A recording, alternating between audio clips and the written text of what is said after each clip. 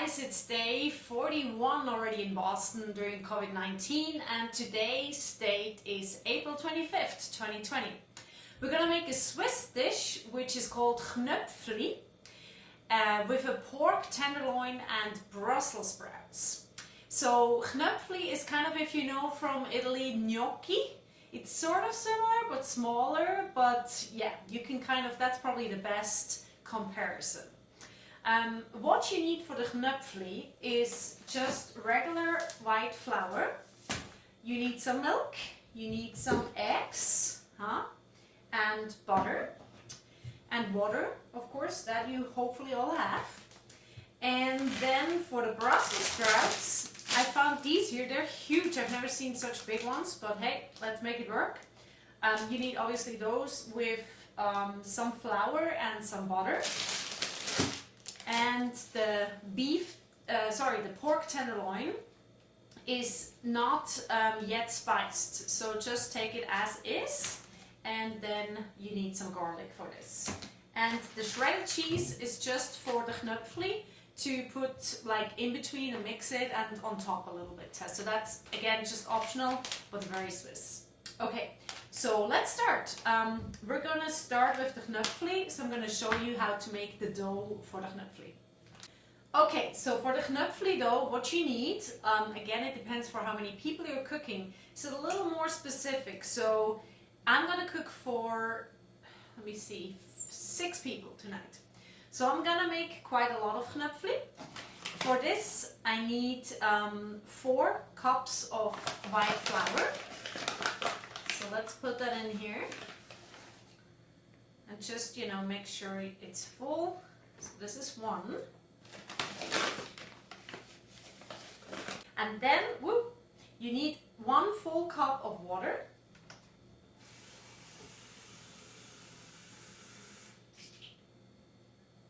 Alright. 1 full cup of milk. Okay, here's the milk. Alright, and then you need a little bit of salt. Whee! And you also need 4 eggs. So let's put those in here.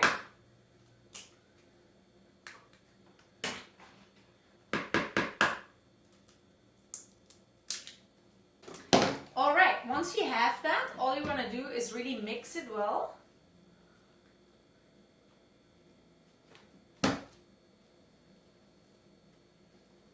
So you're preparing now the dough for the Chnöpfli, which is gonna be great.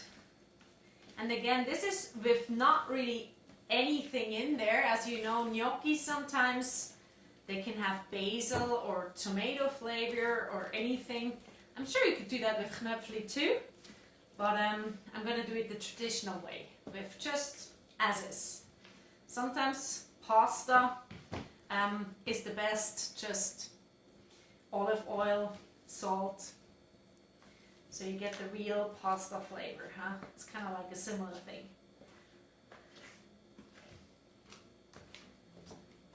So it should really get into this like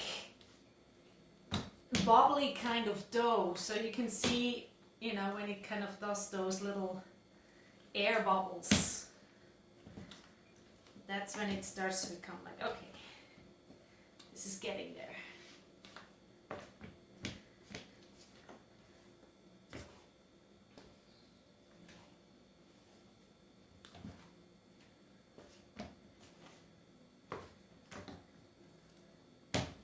In the meantime, what you want to do is heat up some water, So I need actually 2 of those pots full of water, and they're gonna be boiling once you put the Chnöpfli in there. So let's do that.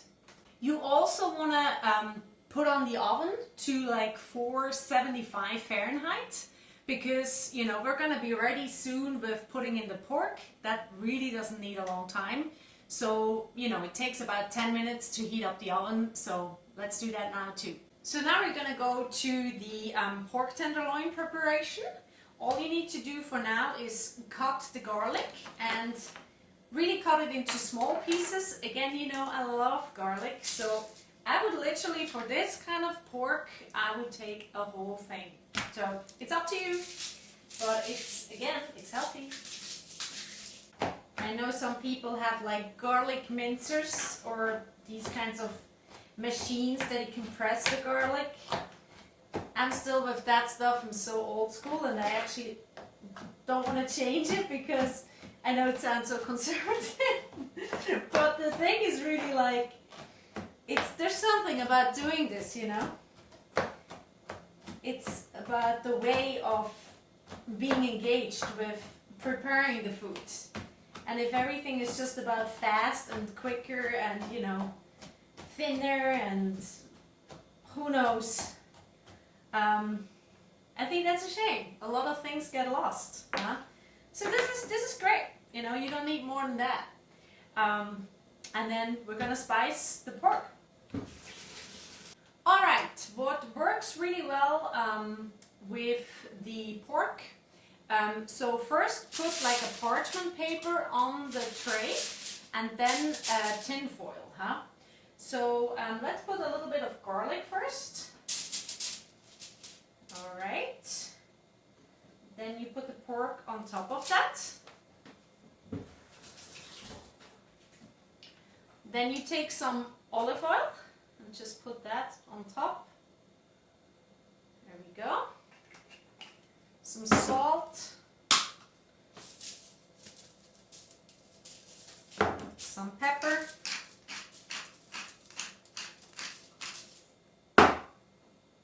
And then I would put the garlic on top here.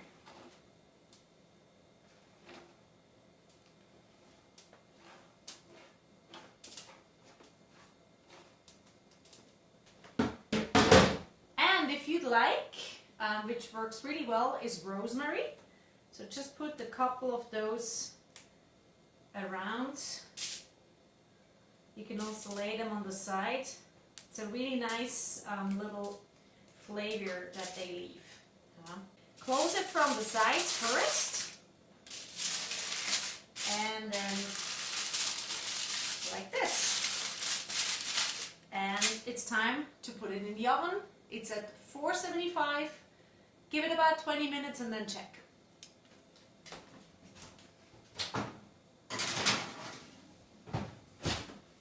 Alright, in order to show you how I make the Chnöpfli, you need this board and obviously the Chnöpfli dough. So you're gonna put some of the dough here on the board. So let me show you.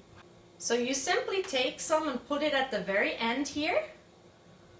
And put the rest back in the pot. So now you have a little bit here.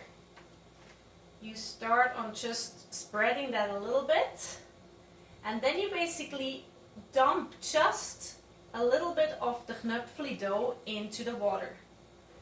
So Chnöpfli, what it actually means, translated, is button. So a button to tie your shirt. So it's kind of, I think it's the look that they leave once they're going into the water. They're just kind of looking funny. So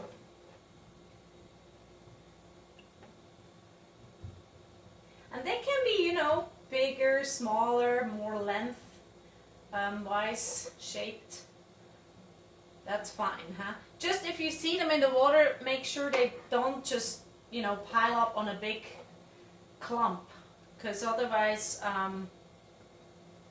they're gonna get stuck together, huh? They will eventually come to the surface of the water, and that's when they're fine, huh? That's when you know, oh, done.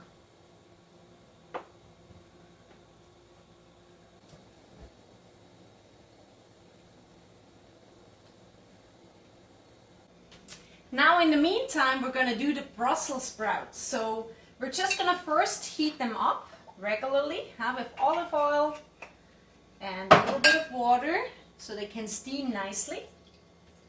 And obviously I wash them really well. And then we put them in, voila, in the pan.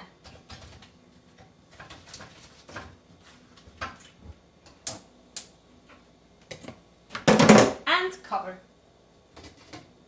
You see the Chnöpfli? They look nice. In the meantime, for the Brussels sprouts, we're going to prepare a nice, I don't know really what it's called, but it's like a cover that you kind of sprinkle around the Brussels sprouts. So just take a butter, I know it's a lot, Swiss kitchen, and heat it up. Make it basically liquid, and then we put it together with a little bit of salt and flour, and that's gonna be we call it paniermehl. I don't really know what it is for Brussels sprouts, but yeah, I'll show you. I think the Chnöpfli are all done, so what you're gonna do is treat it as pasta. That's literally what it is. So you just drain the water and that's it. So this is an easy one. That's at the end. You have your Chnöpfli. You just put your cheese. And since the Chnöpfli are super hot, this will melt right away. It's, by the way, also in Germany, they have a similar dish called Spätzle. So if you've ever been to Germany or you've been to a German restaurant here, that's what this is. And what we don't want to forget is our wonderful meat in here, the pork tenderloin. So, it's very hot, as you can tell. So let's take a knife and a fork. And we're going to see if that's about to our taste. So it looks great. Just guessing from here, I think it needs a little longer. But let's see. A tiny, tiny bit longer, but that's pretty much done. So that's great. So with the Brussels sprouts, once you see that they're ready, and you just put the fork in there and make sure they're not still super hard. Just drain the water. That's the first step.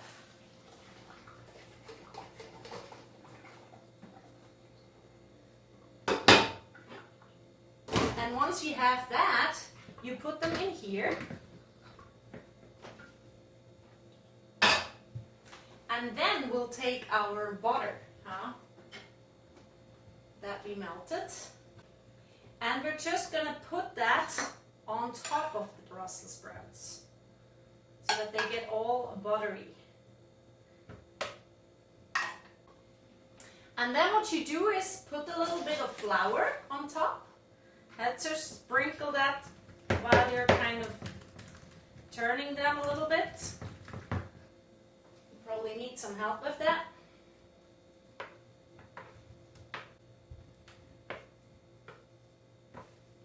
Okay, you can also do more while you're having them in the pan. So that's just something you can always add. So we'll put them back in the pan. So they're turned anyway. There's lots of butter now.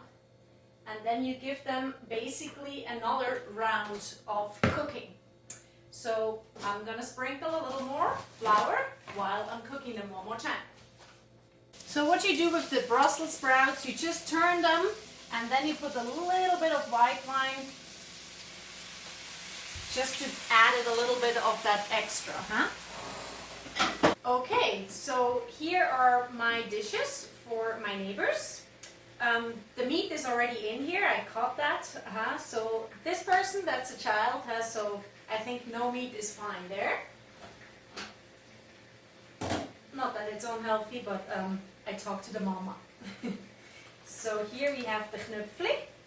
So just keep in mind you still have the Brussels sprouts. That's supposed to fit somewhere in there.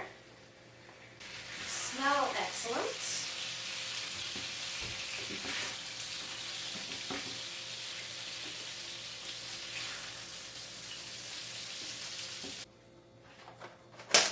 This is going to be a feast. Can you tell that I love cooking and food in general? Oh yes.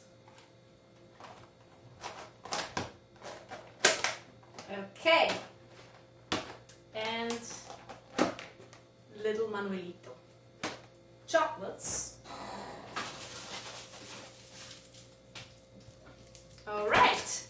Dinner with My Neighbor. And if you've liked what you've seen today, the Chnöpfli with the Brussels sprouts and the pork tenderloin, don't be shy and share it online. Everybody these days is online, checking out new recipes, new things. It's called #DinnerWithMyNeighbor. And you can do that yourself. It's so simple. If you do not want to cook for each other, that's totally fine, but you can still share a meal with somebody virtually, Wherever you are right now in the world, if you're in Japan, if you're in Switzerland, if you're in who knows where, you can still set up a time and have maybe lunch and dinner together or whatever way around, okay? Let's stay in touch. This is really a difficult time for everybody, and we already have the 41st day here in Boston. And it looks like it's gonna go on and on and on a little longer. So I actually, besides my passion for cooking and food and health and sanity, I am a musician, and I lost all my income due to COVID-19 because obviously I can't do any gigs nor sessions, and yeah. So you can check out my website if you're interested. I do like Swiss yodel music mixed with jazz, R&B, soul, etc. It's called GabriellaMartina.com. You can find lots of videos online. You can find music to buy, etc. And that way you can actually support someone like me, and hopefully also other musicians that are in the same situation right now. Thank you so much for your support, and hopefully see you soon again.